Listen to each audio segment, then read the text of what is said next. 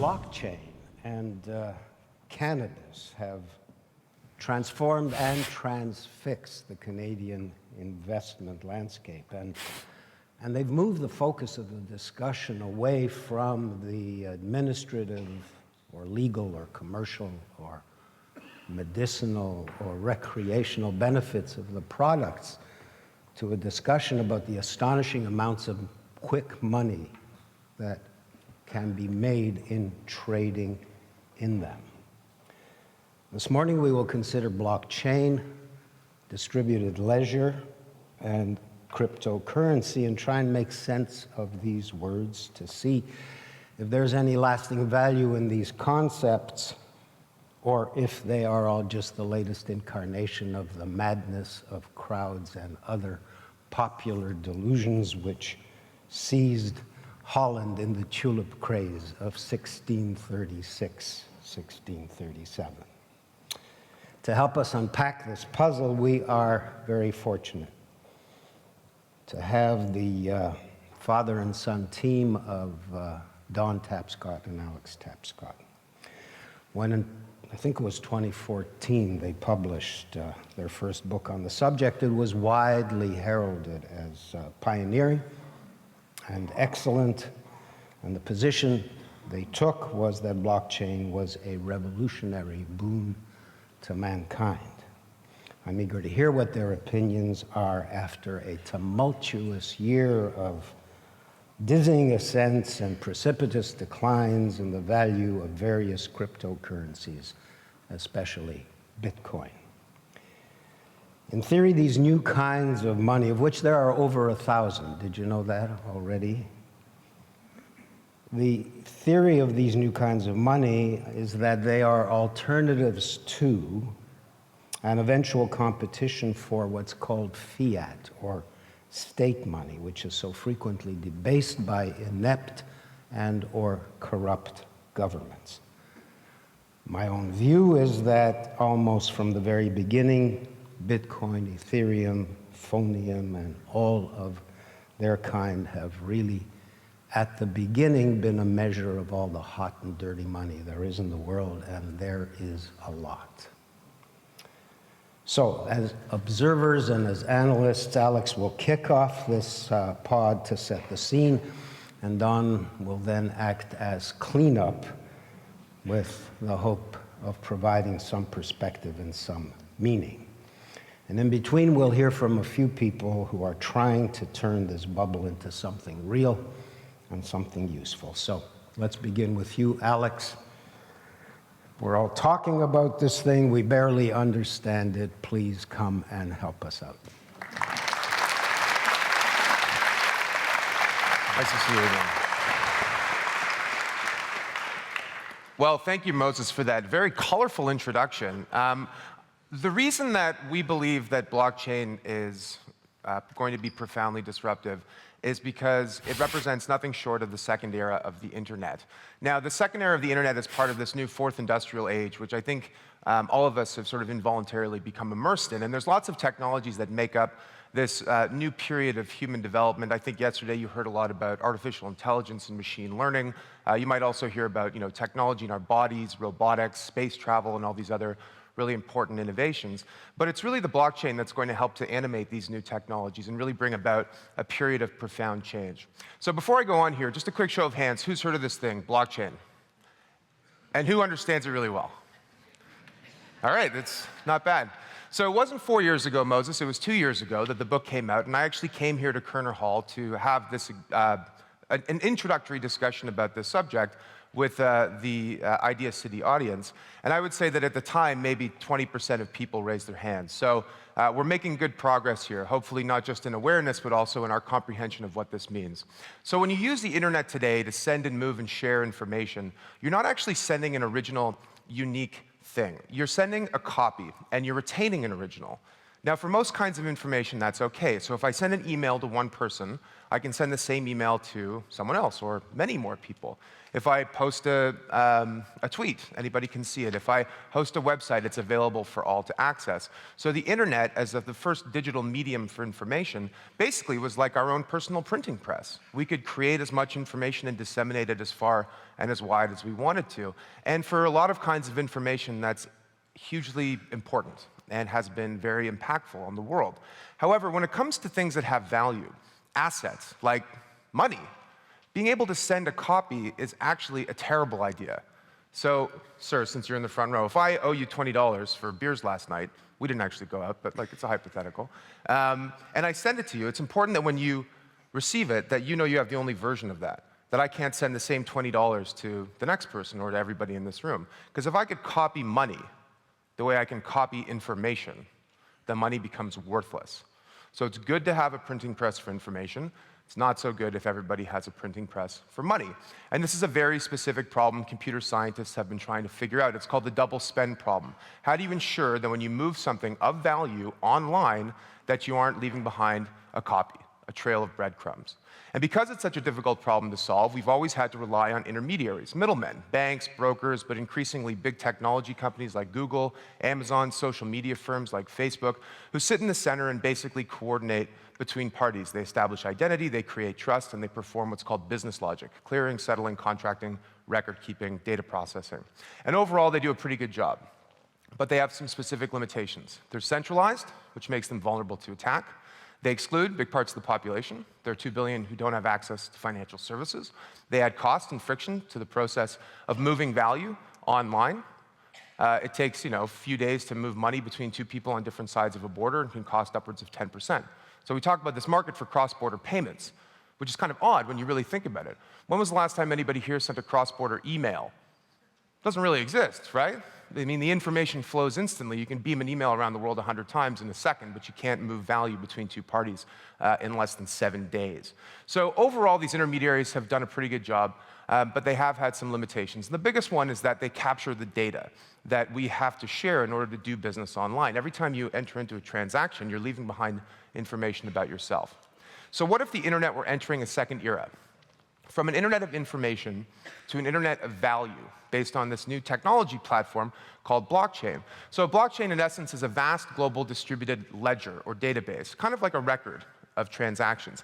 Except instead of most traditional records, which sit inside of banks or governments or other corporations, this one exists across every computer that's connected to the network.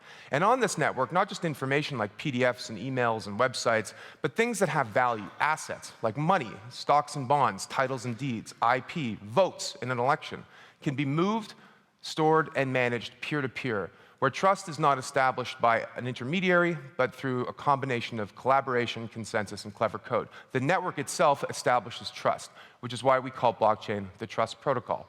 So all of this started with Bitcoin. Who's heard of Bitcoin? Just kidding, everybody's heard of Bitcoin. It's that thing you guys use to launder money and buy drugs and guns and stuff. So Bitcoin is, by the way, Bitcoin's used for that, but as Moses so adroitly pointed out, but so is cash, right? I mean, cash is used for crime as well.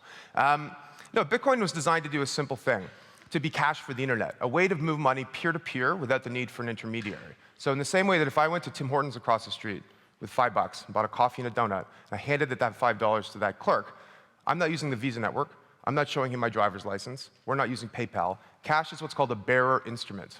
Once you are the bearer of it, you have it, and the other person doesn't. Something like that did not exist online. And what Bitcoin did is basically solve that problem. And it worked so well that it set off the spark, which is caught on like wildfire, and it's created all sorts of excitement, but it's also provoked the ire of a lot of, shall we say, more seasoned people. Warren Buffett says that Bitcoin is probably rat poison squared. I don't know how many mathematicians there are in the room, but I don't know exactly how you square rat poison or what the product of a squared rat poison is. I guess it's worse, rat poison. Which I always thought rat poison was kind of binary. It either kills the rat or doesn't. So this is something we've seen before. Leaders of old paradigms kind of react to these new technologies and new trends with with sarcasm sometimes, humor, and eventually hostility. And I think that's not special about blockchain. And frankly, I have great respect for Warren Buffett, but he missed the internet revolution, and he's going to miss this one too. So we heard about cryptocurrencies in Moses' introduction, and I think it's important to kind of demystify what exactly we're talking about, because there are 1,000 of these digital assets out there. And to the outside observer looking in, you might think, well, why do we need 1,000 currencies? Surely the fewer currencies there are, the better. That way you can, move value and everybody recognizes what things are worth, regardless of where you are. If we have 1,000 currencies, it's kind of like the system we have today, where every little country's got their own currency and there's tons of friction between those countries. And that's true. And what's important to note about this whole space is that most of these things are actually not currencies in the traditional sense. They actually fall into one of 7 different categories, of which currencies is really just one. But let's talk about them. Cryptocurrencies, the big B, Bitcoin. So Bitcoin is the mother of all cryptocurrencies. It's the ship that launched 1,000 others. And it is right now worth about $100 billion and processes billions of dollars of transaction volume a day. It's used by tens of millions of people on every single continent, including Antarctica and also in space. So Bitcoin is a powerful technology, and it spawned a whole bunch of other different kinds of cryptocurrencies that are designed to be a currency. So a currency is a medium of exchange, a store of value, and a unit of account. A way to move money, store money, and a way to price things, basically. And that's what these currencies are designed for. And some of these other ones, like Monero and Zcash and Dash, which is what 3 of those little funny ones on the side are basically designed to be like Bitcoin, except with some tweaks, more anonymous in the payments. And there's lots of very valid use cases for anonymous payments. Maybe you're a woman in Saudi Arabia that wants to get an online subscription, and you don't want the government to know that you're doing that. Category number 2 are platforms. Ethereum. Who's heard of Ethereum? Good Canadian crowd, yeah. Canada's most successful startup ever, basically, is this platform called Ethereum. It was started by a 19-year-old University of Waterloo graduate named Vitalik Buterin, who, along with his friends, created this platform, issued tokens in their platform back in 2014, and raised $18 million. And that platform went live in 2016. Today, it's now worth around $45 billion. Why? Good question. People think of Ethereum and Bitcoin, they kind of compare them as being the same. They're not. Bitcoin is designed to be a currency. Ethereum is a platform technology, meaning that you can use it to build and run applications that do lots of things, where currency is just one of many applications. So you can build a stock market, you can build a supply chain, you can build a casino, you get the idea. And as a result of this technology being general purpose, meaning it can be used to program other things, these new protocols have become much more valuable. So Bitcoin, when the book came out, Bitcoin was 85% of the market. Today, it's about 35% of the market because of the ascent of these new protocols. And one of the big things that's driving them is that platforms like Ethereum are completely transforming the venture capital industry in ways that are broadly positive, though there are some downsides, which I'll discuss. So an ICO stands for Initial Coin Offering. It's a bit of a misnomer because it forces us to think of all these things as coins, like currencies, and they're not. But it's caught on as the term that we use. And basically what an ICO is a company or a project or a platform issues a token that represents some kind of value in what they're building for money. And that's how they raise money. So they don't go to venture capitalists, they don't go to Bay Street investment bankers. They go direct to this global capital market of individuals that want to be participants in the network. In 2016, the amount of money raised this way was $165 million, which is kind of interesting. It's good for, writing an article or two, but it's not really shaking the boots of the big banks. Fast forward to last year, and the amount of money raised was $7 billion. And through the first 2 quarters of this year, it's over $10 billion. So all of a sudden, the venture capital industry has been completely transformed, and Wall Street will be next. The majority of the activity in ICOs happens on the Ethereum network. So the more activity there is, the more demand there is for their native token, the more the value of the network increases. It's kind of like if you could own a piece of the internet rather than having to invest directly into Apple and Google and Amazon. What if you could actually own a piece of the underlying technology? That's what these new protocols afford. Most of the companies and projects that have launched on these platforms have done this thing called issuing a utility token. Now, a utility token is not exactly like equity. It's kind of something different. You can imagine an entrepreneur that's got a really innovative new roller coaster, and he's going to sell basically rides on that roller coaster at a massive discount to people who share his vision. And so he issues basically a share of a right to ride the roller coaster to individuals. The money they raise helps to build the roller coaster, and all the people in this community help to support and maintain it. It's not an exact analogy, but basically the point is that the people who provide the capital are also your users, and they're also the people who help you to develop and build it. And this is the way a lot of projects have launched over the past year and a half. I'm not going to go into the individual models, but there are a lot of really interesting ways to build utility into a token. However, I think many of the tokens that launched last year weren't actually utility tokens, they were securities. And for those of you who don't know, like a security is like a stock or a bond, basically.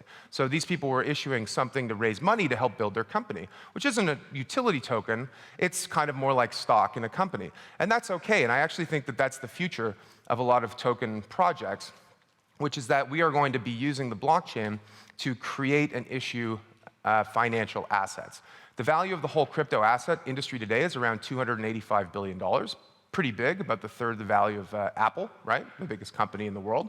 But if you compare it to, say, the global stock market, which is worth $110 trillion, it's still very small. There's no reason why the stocks that we trade today need to clear and settle T+3, meaning when you buy and sell it, it takes actually 3 days to deliver the actual value to the person who bought or sold it. It should take T+0, and that's possible with this technology. There's no reason why we should have custodians and clearing houses and exchanges and all the other sort of intermediaries that add friction to the system when everything can be done on a blockchain. So I think that we're about to see the biggest migration of wealth ever from analog to a digital format. The fifth category are these things called natural asset tokens. So similar to security tokens, except where there's a delivery of a physical asset, like say gold or oil or something else. Now this is most interesting to me for what it could mean for frontier markets like carbon markets. So right now there's no real standard for what a carbon credit should look like for retail and commercial and for government use. Every country has a different standard. So what if we could create a standard token format of a carbon asset that you could use to offset your footprint in Karachi and Toronto and New York and Winnipeg, I mean, anywhere in the world. I mean, that's something that could help to unleash the power of what is ultimately one of the biggest markets in the world. Number 6 is crypto collectibles. So by the way, crypto kitties. Who owns a crypto kitty? Owns one, not heard of one. No? Really? I'm looking at you. No crypto kitty? All right.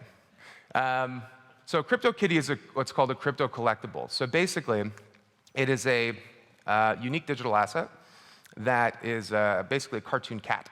You can buy it, sell it, breed it, marry it, merge it, whatever. Breed it. Did I already say breed it? Sorry. Breeding is on the brain. Jeez. Where was I? So the most expensive CryptoKitty ever sold for $140,000. Why? Good question. Other than someone having too much money and an unhealthy love of cats, the reason is that the only way you would spend that much money on anything is if you knew it was authentic, basically. And the only way you can prove its authenticity is to prove that it's unique. And what we can do with the blockchain is we can do assets that have many of a type, like say Bitcoin, there are many Bitcoin, or say shares in the company, there are many shares in the company. Or we can do assets that are totally unique, like art, like collectibles, like assets in virtual worlds, like assets in the real world. There are lots of things. Kerner Hall is unique. It's a unique asset. There's no other Kerner Hall in the world. So we can use these standards to help to tokenize unique assets. And that creates huge opportunities, like the global art market, for example, is worth $45 billion. The final category are these things called crypto fiat currencies and stable coins. So a stable coin is basically a coin that tries to maintain the same value in some other asset. So like, let's say it tries to be worth $1 US always and forever. These are kind of interesting. I'm not going to get into it. What's more interesting to me are these crypto fiat currencies, which is basically currencies issued by governments or central banks, but that are done on the blockchain. So you might think that this is something the US or Canada or the UK or China might be interested in, and they have spent a lot of time talking about it. But it's actually been, shall I say, roguish countries that have actually made real progress. Specifically, Venezuela issued this thing called the Petro, claimed to have raised $700 million in an ICO earlier this year. And the petro is basically a natural asset token that allows you to redeem for oil that's in the ground. Now, you might think that's probably not going to be successful. You know, Venezuela isn't known for managing its economy particularly well. But what it does represent is proof that this can work. And it shows that countries like this might decide to build separate monetary rails to the US dollar system to try and get around things like sanctions, which is something that's deeply disturbing. So it's important for Canada and other advanced nations to move ahead. So that's 7 categories, which is one section of the new edition of our book. And it's one aspect of this whole phenomenon. But it's important now for you to realize we're not talking about 1,000 currencies. We're talking about the digitization of all the assets in the world. And that is going to be one of the most profound and important things that happens in technology. There are questions about regulations, important questions that need to be answered. And I'm not going to get into this discussion, but only to say one thing, which is that you want to make sure that the rules you create don't have unintended consequences, and that they predict or help to predict what the future is going to be like rather than the past. So in the UK, there were these things called the red flag laws, which basically said that if you wanted to operate a horseless carriage, a car, you needed 3 people, a driver, an operator, and a red flag man. And the purpose of the red flag man was literally to walk in front of the car like this, waving a red flag. And the reason was that they were worried that cars would scare horses. So they were thinking about the past, not the future, and that was a mistake. So I'm going to end with this, and I know I'm 30 seconds over, but I think it's a helpful metaphor. It was popularized by the futurist Ray Kurzweil, and it goes something like this. So the king of the land is so pleased with the invention of chess that he offers the inventor anything in the kingdom, whatever his heart desires, as a reward. And the inventor says, oh, you know, I'm a humble servant of the king. All I wish is for some rice to feed my family, but I want you to give it to me in this way. 1 grain on the first piece, 2 grains on the second piece of the chessboard, 4 grains on the third piece of the chessboard, 8 grains on the fourth piece of the chessboard, 16 on the fifth, and so on. And the king, who I gather is like not a math guy, says, yeah, fine, sure, whatever. What's that, like a bag of rice? Humble request from a humble man. Sure, you're done. Of course, 16 becomes 32, becomes 64, becomes 128, and so on. So by halfway through the chessboard, it's more rice than the whole kingdom can produce in a year. And by the end of the chessboard, it's enough rice to cover the whole planet in 6 feet of rice. By the way, side story, king gets really irritated, chops the guy's head off. That's not the point of my story. The point of my story is that technology is exponential, and we're in this period now where we're entering the second half of the chessboard. So get involved. Thank you very much.